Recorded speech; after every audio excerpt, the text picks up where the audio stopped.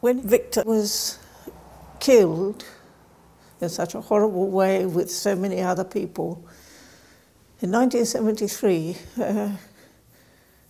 when I left Chile after the coup, I realized that he became a symbol of victims, the victims in Chile. Yeah. And in that sense, his voice was extended internationally, while in Chile it had to remain absolutely clandestine. I returned to Chile in 1981, very nervous,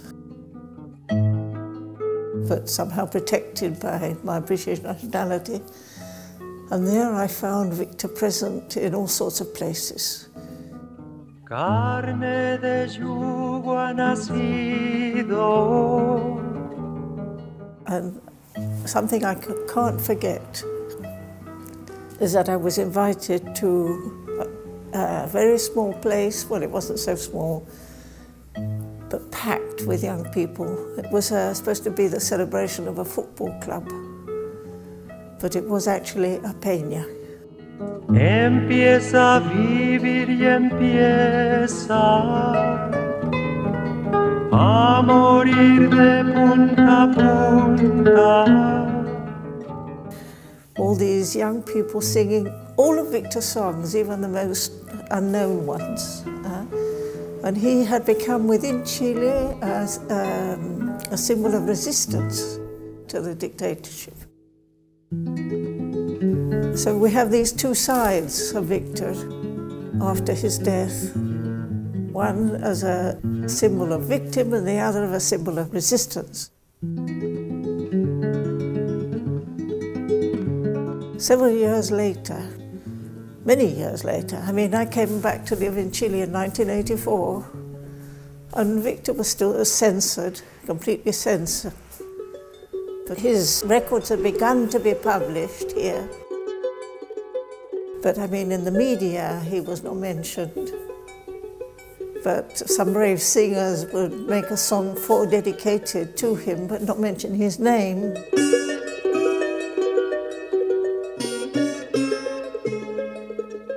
So he was a clandestine figure.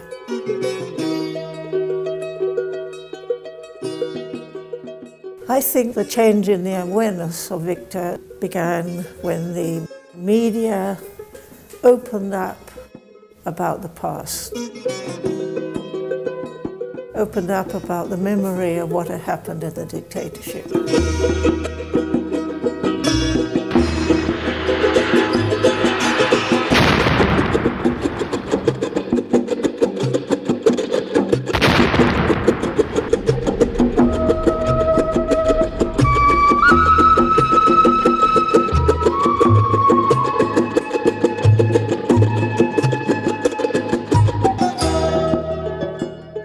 When Pinochet was arrested in London, there was a real change, not enough, but a change in the amount of information that was given. Many people who had not believed everything that had happened in the dictatorship were somehow forced to face the horrors that had happened. And this produced a change in Chile. And when we organized an event, which was a purification of the Chile Stadium, that was in 1991, but the government had changed. Victor was still clandestine, but about 800 artists of all the possible disciplines, painters, obviously musicians, dancers, actors, took part in this event. And we were preparing this, actually in this house, which we rented at that time. And this gave us courage to create the foundation. But with the proposite, to take Victor out of clandestinity and to try to give to the new generations who didn't know much about him because he was some kind of mythical figure. Victor is a real man, a real artist with a real commitment, and that was the real essence of the creation of the foundation.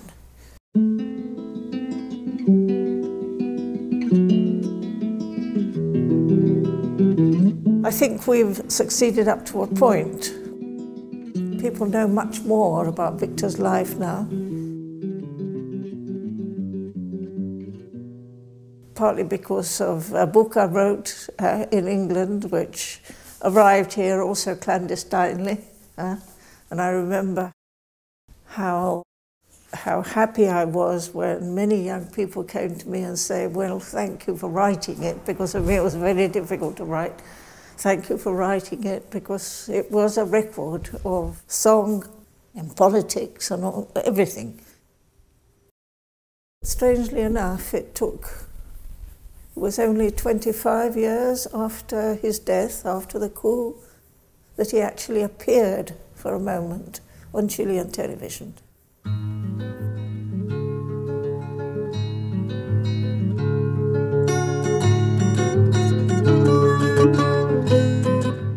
The Victor Jara Foundation began in order to recuperate the collective memory in relation to Victor, but in relation to everything that has been censored.